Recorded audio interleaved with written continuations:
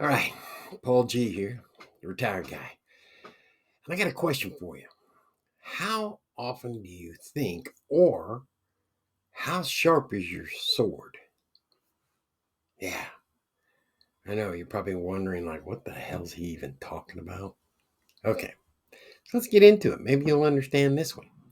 There are people in the past and doing it now that actually create swords. And the way they create it is they take a piece of metal, which I'm pretty sure many of you know this. Uh, Ah, about ready to sneeze. All right, so many of you know this. What they do is they take a piece of metal and they put it in a fire. As that fire gets red hot, almost even maybe white hot, they take it out and they put it down and beat on it. All right, and after they beat on it a while, they put it in some water, take it out, put it back in the forge, heat it up. So you get that process, and they keep that up until they get the sharpness of the sword that they want. And I'm telling you, it can be really sharp.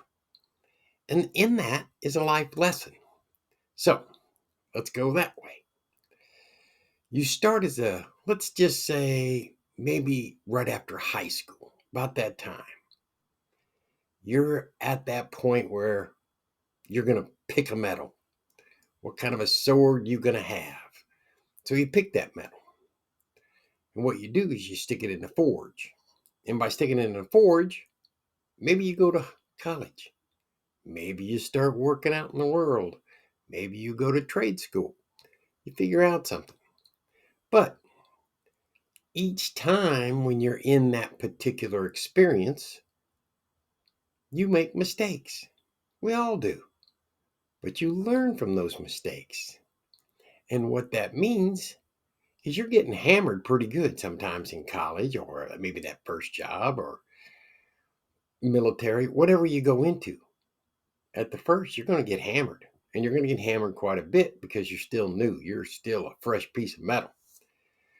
So after you get hammered a while, what happens? They stick you back in the forge, let you heat up a little more. And that's the way life goes. And you continually get pulled out, hammered, and put back in. And what they call that is experience. And experience comes in a lot of different ways. But also, experience is learned or created from failure. Because when you do something and you're successful at it, and it's the first time you try it and you're successful, you really don't learn anything from that to speak of. But when you try something and you fail and you keep doing it over and over and over, at some point you're going to succeed. And that's when you go back into the forge.